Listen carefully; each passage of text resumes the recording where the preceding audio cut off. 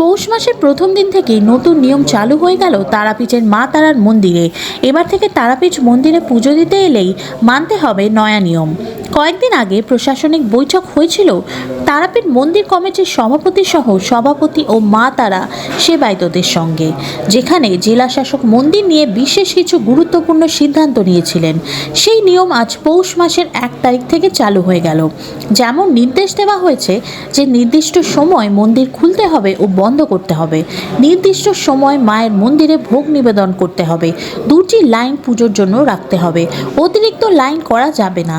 তার মধ্যে জেনারেল লাইনকে 1 ঘন্টা আগে চালু করতে হবে, তারপর বিশেষ লাইন খোলা হবে। মন্দিরের গর্ভগৃহের ভেতরে গোলাপ জল বা আলতা ইত্যাদি দেওয়া যাবে না। মায়ের চরণ স্পর্শ করা যাবে মাকে, মায়ের মূর্তিতে জড়িয়ে ধরা যাবে না ও আরও কিছু নিয়ম চালু হলো আজ অর্থাৎ 1 পৌষ থেকে। আমাদের মন্দিরের নিয়মাবলীগুলি আজকে যেগুলো আমরা সকাল থেকে যে নিয়মগুলো পালন করছি সেই নিয়মগুলো কিন্তু আমাদের আগে থেকেই ছিল এবং সেই নিয়মগুলো যাতে আরও ভালোভাবে কার্যকারী হয় সেই বিষয়গুলোর উপর নজরদারিটা বাড়ানো হয়েছে। যেমন সঠিক সময় মন্দির খোলা, মায়ের ভোগ বিতরণ করা, আরতির সময়, যে সময়গুলো আমাদের নির্দেশিকায় ছিল সেগুলো যাতে যথাযথ পালন হয় তার জন্য আজ থেকে বিশেষ নজরদারি শুরু হয়েছে এবং সেটা প্রশাসনের সাথে সহযোগিতা নিয়ে আমাদের এটা করা হচ্ছে।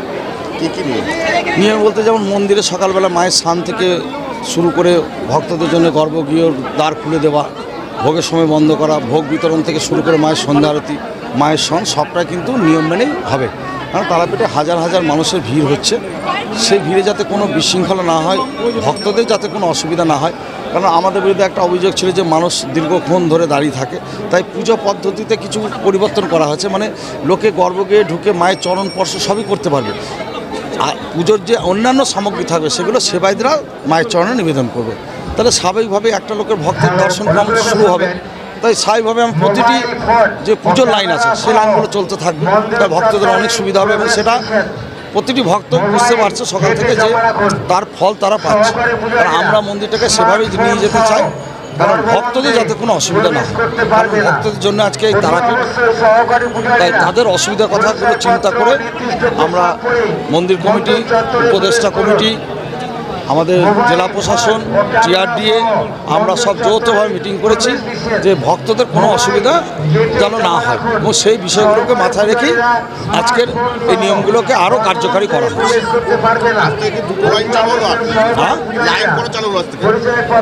লাইন যেমন সাধারণ লাইন একটা আছে, একটা বিশেষ লাইন, সেখানে মনে করুন যে প্রোটোকলে যারা আসবে, সাংবাদিক থেকে শুরু করে মন্ত্রী থেকে শুরু করে তাদের তো একটা ব্যবস্থা রাখতে হবে, তাই সেই হিসাবে 2টো লাইন রাখা হয়েছে। মোবাইল কী করা হয়েছে? মোবাইল নিষিদ্ধ করা হয়েছে গর্ভগৃহে পুরোপুরি। হ্যাঁ, তো এই নিয়মগুলোকে আজ থেকে আরও বিশেষ নজরদারি দেওয়া শুরু হয়েছে।